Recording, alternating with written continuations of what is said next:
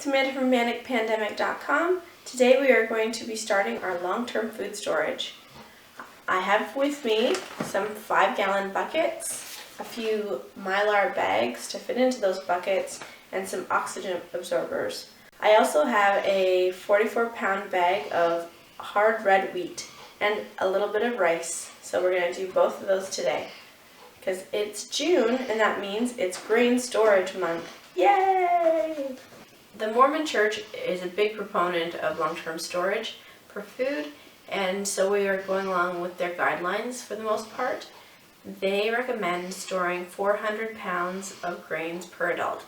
That includes wheat, cornmeal, oats, rice, things like that.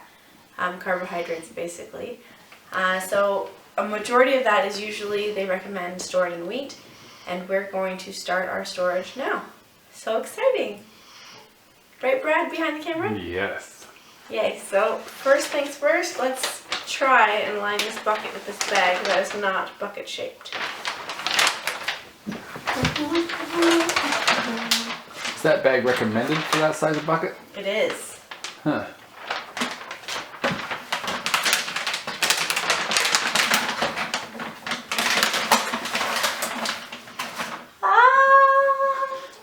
Once we get the grain into it, we can put a little bit in and it'll weight it out.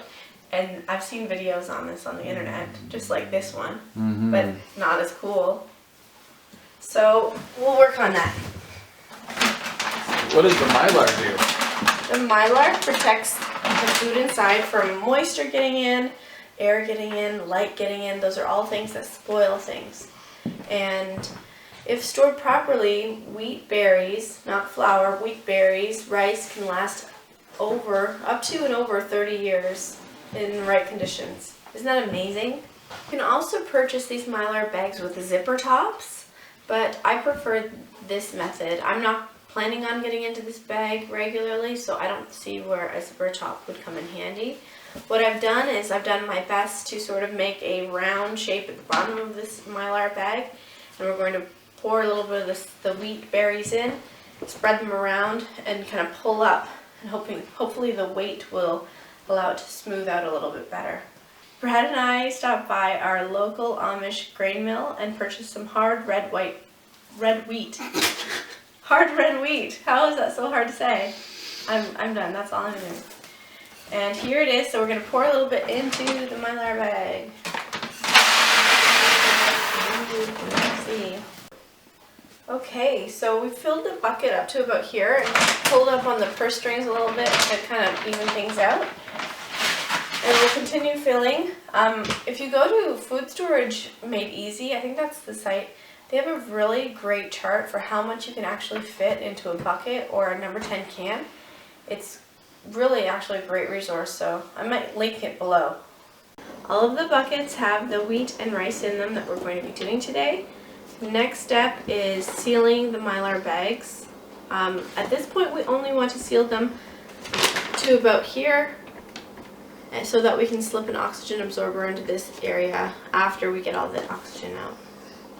So what we're using today, since we don't have a fancy clamp heater, we're using, finally, the second time this has ever been used, our household iron.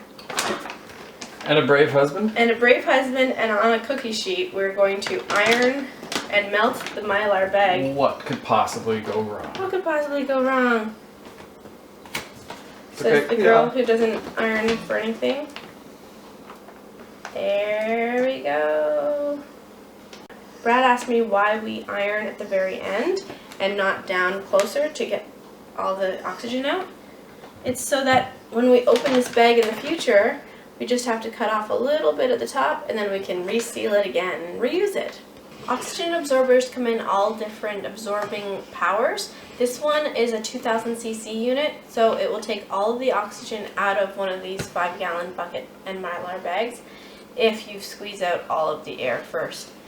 But the important part is that you want to get all of the buckets ready first, then at the very end, open this up, take one out, put one in each bucket, and then quickly seal them up, quickly vacuum seal these back up, because as soon as they hit oxygen, they will start activating and working. So you don't want these ones that you aren't using to be absorbing anything, so definitely reseal them.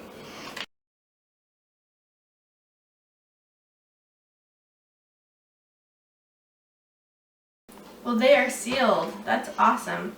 We did a really good job, Brad. What you can do next is just put a regular lid on here. If you want to get extra fancy, you can get one of those gamma lids that screw off. But for now, we're fine with just a regular lid, as we don't foresee ourselves getting into this very often. If you wondered about the buckets, they are food grade. Some of them aren't, so definitely check at the bottom to see what number they are. It's the next day, and I brought the buckets down to our storeroom. Just wanted to check to make sure that the oxygen absorbers actually worked, and they did. You can see that the oxygen is completely removed out of this Mylar bag, and this Mylar bag, and this Mylar bag. So we have success. Now all we have to do is put a lid on them, and they are good to store at the right temperature for many years to come. Well, that's it. We're all done. If you liked this project, make sure to subscribe below. Check out our website, www.manicpandemic.com, and like us on Facebook if you want.